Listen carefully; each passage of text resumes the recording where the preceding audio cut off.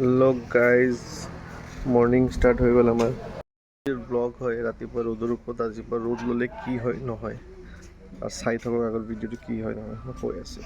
আৰু আমাৰ আমিৰাই উঠি গৈছে, এইটো মাকে তাৰ লৈ ওলাইছে, ৰ'দ দেখাই আছে। ৰ'দ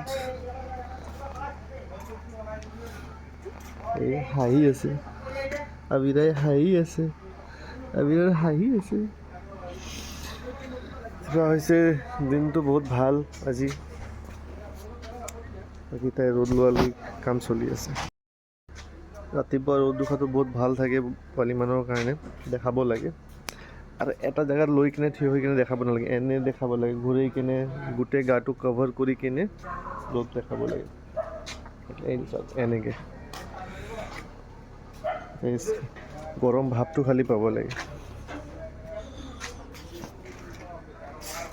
একদম ৰাতিপুৱা ৰ'দটোৱে ভাল, দিনৰ ৰ'দ দি কিনে লাভ নাই।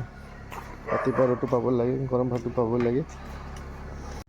ৰ'দ লওঁতে লওঁতে মোৰ বাচ্ছাটোৱে শুয়ে গ'ল। আবিৰাক শুই গ'ল, চকু মেলিছে আকৌ।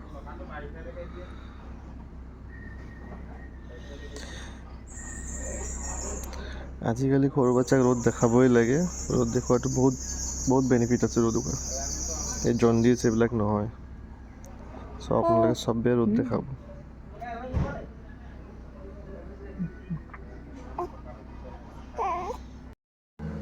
মিনিমাম 10 to 15 মিনিটছ ৰ'দ লোৱাব লাগে বাচ্চাক আপোনাৰ। ৰ'দটো ল'লে বহুত ভাল। তো আজিৰ এই ভিডিঅ'টো ইয়াতে শেষ হ'ল। Thank you. প্লিজ চেনেলটো ছাবস্ক্ৰাইব কৰি ফ'ল' কৰিব, আৰু আপোনাক আবিৰাক লটছ অফ লাভ দিব।